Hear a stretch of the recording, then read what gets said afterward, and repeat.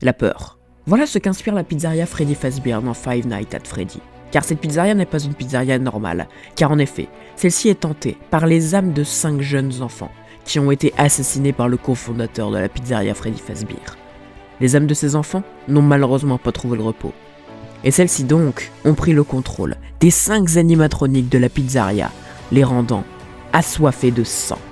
Et toi là, simple gardien de nuit dans la pizzeria Freddy Fazbear, tu vas devoir y faire face. Et ce, pendant 5 nuits. 5 longues nuits pendant lesquelles ta vie sera grandement mise en péril. Entre animatronique assoiffé de sang et patron qui t'a littéralement envoyé à l'abattoir, je te laisse venir avec moi voir ta vie si tu étais un gardien de nuit au sein de la pizzeria Freddy Fazbear.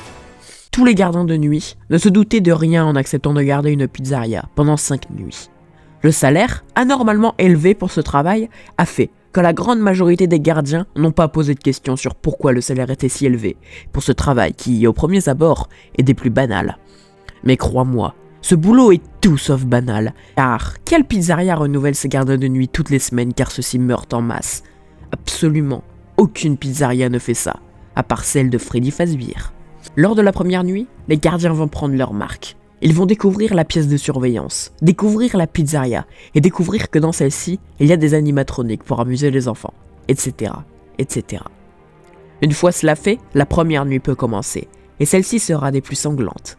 Car, à peine quelques minutes après que celle-ci ait commencé, la grande majorité des gardiens vont pouvoir observer via leur tablette que les animatroniques présents dans la pizzeria bougent, et ceux-ci bougent vers leur position, à savoir la pièce de surveillance.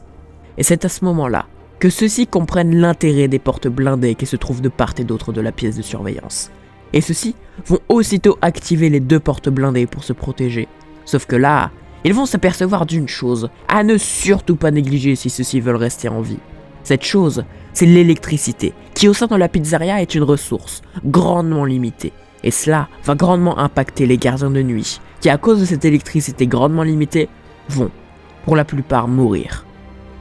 Car, une fois toute l'électricité épuisée, les portes blindées qui protègent le gardien ne pourront plus le protéger des mains des animatroniques, qui sont bien loin de vouloir le bien des gardiens de nuit. Malgré tout cela, certains gardiens arrivent à survivre la première nuit, et malheureusement, ceux-ci vont être obligés d'y retourner pour les 4 autres nuits restantes, car ceux-ci ont signé un contrat qui stipule mot pour mot que ceux-ci sont obligés de garder la pizzeria pendant 5 nuits, sous peine de traduction en justice. Et il figure aussi sur ce contrat une clause de confidentialité qui interdit aux gardiens de parler de la pizzeria à qui que ce soit. Et malheureusement, à cause de cela, les gardiens de nuit sont obligés de retourner dans la pizzeria Freddy Fazbear pendant 4 autres nuits. Et le peu de gardiens qui ont survécu à la première nuit vont trouver la mort à coup sûr, et ce, dans des souffrances bien plus qu'atroces.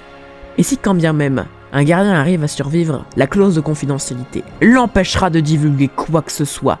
Et suite aux nombreuses horreurs qu'il aura vues, il n'est pas impossible que celui-ci soit bon pour l'asile.